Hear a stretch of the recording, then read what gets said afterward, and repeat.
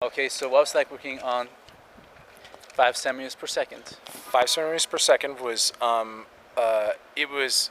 I liked how it came out after we were done with it, but when I was approached to do it, it was like, wait a second, they'd already dubbed this. I found out ADV had done it like 2 years before, and so or 2 or 3 years before, I ended up tracking down the DVD, buying it, listening to it, and was like, why the hell do they want to redub this? Why don't they just license the old dub? ADV had gone under by then. I think Bang Zoom was working directly with Shinkai's producer on this, and also with Crunchyroll. I think it was going to be released. I think Crunchyroll was going to release it on DVD or something. Um, but it was one of those things where it was like, well, I guess the rights to the dub that ADV did weren't going to transfer over with the rest of the license, so they had to redub it if they wanted to. Which was one of those things where going into it, I was like, the original dub is pretty damn good. It hit all the right notes. But after watching it that first time, I just said, okay, well, it's a new job, so I'm just going to tackle it as I would, and I did, and it was okay. I got to work. I got to work with Kira Buckland for the first time, and that was really cool because I met Kira, or I saw Kira at Anime Expo. I think it was in 2006. Bang Zoom had invited me to be on their Piano booth. It was, well, they were doing that like talent scout thing. Oh yeah, they used to do that. Yeah, and so this was like the beginning of that, and this was when I think this was the last year Anime Expo was in Long Beach, and I was on the stage with, I think Christy Reed was there, Mary McGlynn was sitting next to me, and then I think there was somebody else that was on this little panel of judges, and it was kind of like the pre-judging. It was before it was like, it was like the first day of contestants or something, and so I remember they were going through the thing, and then they called the next person up, and this girl dressed as Haruhi comes walking up to the microphone, and I'm like, oh my god, you better do good, because I was working on Haruhi at that time, and I'm like, don't disappoint me, and she was like, oh, don't worry.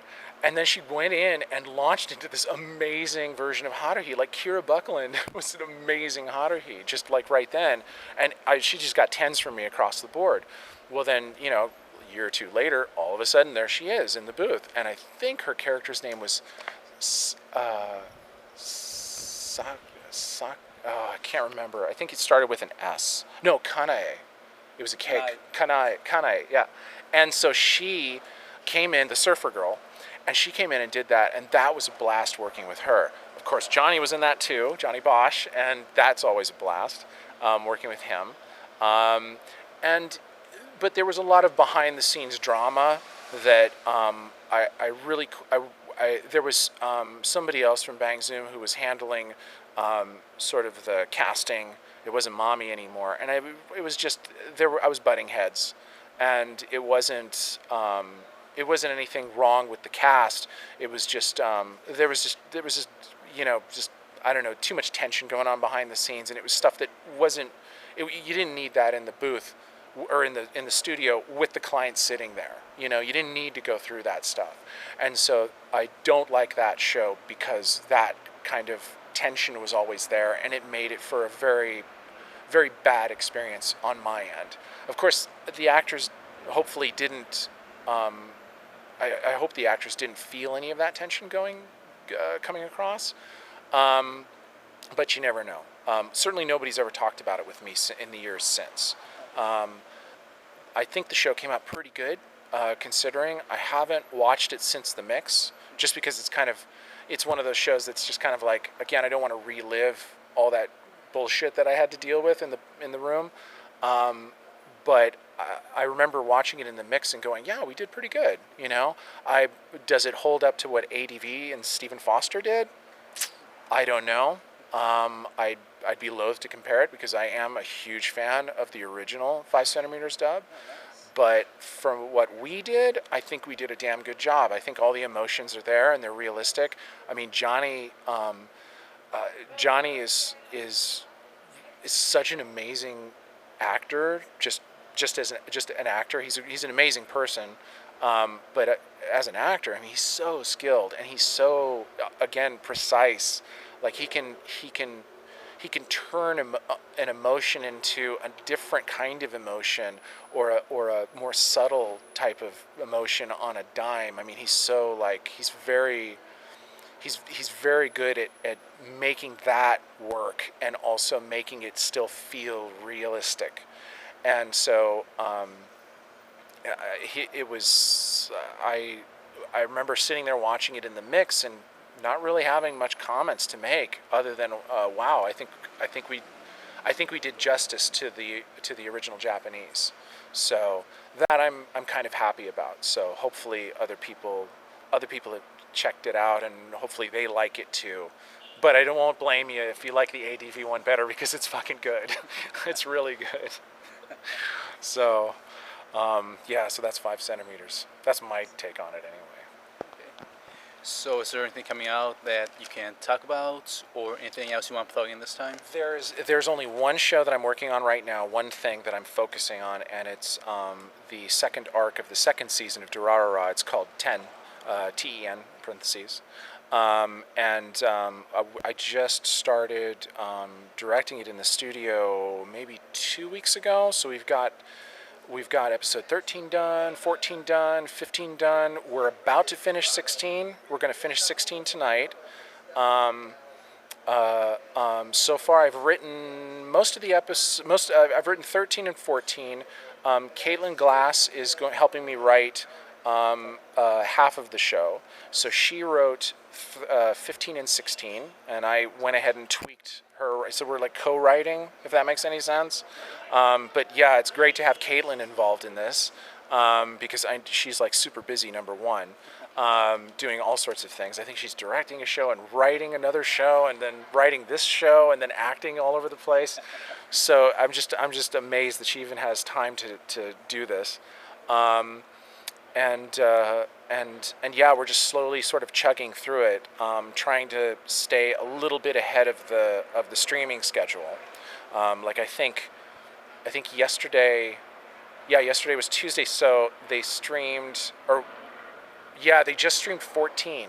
So I think, the next one is going to be 15. So we just finished 15. So that's going to be coming up in like another 6 days. So hopefully the mix will be done by then.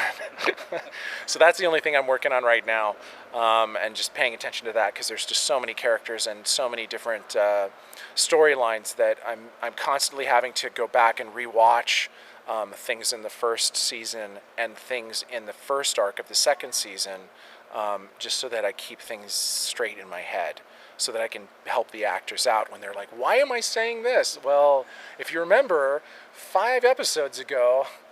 So, and plus it's kind of weird because I'm also taking over from other people. Kirk Thornton had directed the first arc, or the first half of the first arc of the second season. So the 12 episodes that come before these 12 episodes. So Kirk Thornton directed the first 6 episodes of those, but he had to split because another job had already booked him out before, and so Patrick Seitz came in and he did the last 6 episodes of the first arc of the second season. And so it's kind of, and then Christy Reed did all of the first season of Durara. Yeah, so it's kind of like I'm like director number 4 in line. So it's kind of weird because starting this job, even though I was kind of like, oh, okay, this might be cool to do, one of my concerns was it's probably going to sound different than what everybody else has been doing, just because I can't do what I do and not put some of my personality in it as well. So I've been trying to sort of make sure that I've been trying to make sure and just ride a fine line so that I'm not changing things. That's the thing. I don't want to suddenly have characters speaking in a way that they've never spoken before. The problem is I see a lot of the shortcomings from season 1, and I want to fix those. So I'm fixing things up to a point, and then hopefully hopefully fans coming to this arc of Durarara won't go, hey, why does it sound so different? You know, that's one thing that I'm a little worried about. But so far from episode 13 and 14 that I've already streamed, nobody said anything like that. They're saying that it's flowing really well and they really like it. And so as long as everybody's still cool with it, then I'll just keep doing what I'm doing, and hopefully the rest of the show will go as smoothly as the last the last arc, and then season 1. So we'll see what happens. Jury's still out though, but that's the only thing I'm working on right now. All right. So final question, and I already know the answer.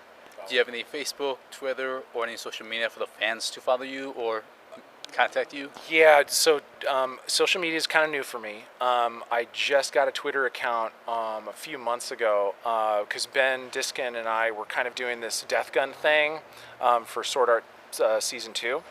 And so that got me kind of into the Twitter thing. It's Ben Diskin's fault. So I don't really want to have a Facebook. It's just too many things to check, you know, with email and shit. So Twitter is the best place you can find me, and it's just my name, Alex Von David. It's all lowercase, all one word. And yeah, if you have any questions, or if you just want to say hey or whatever, or find out what I'm working on, that's the best place to find that kind of stuff. So you can find me there. Okay. Well, thank you for joining us. Oh no, thanks for having me, Christian. Yeah. No, it's a blast. No, I appreciate it. Yeah, no, absolutely. We should do this again sometime. Oh yeah, no, absolutely, man. Whenever. Yeah. Now you know where to find me. I do. And I want to thank our fans too for tuning in for another episode or edition of the Ohio Guys. So, all right, everyone. Well, thank you, and we hope to see you again. I'm Christian, I'm Alex. and we'll see you next time. Bye. All right. Let's see. No way. What happened?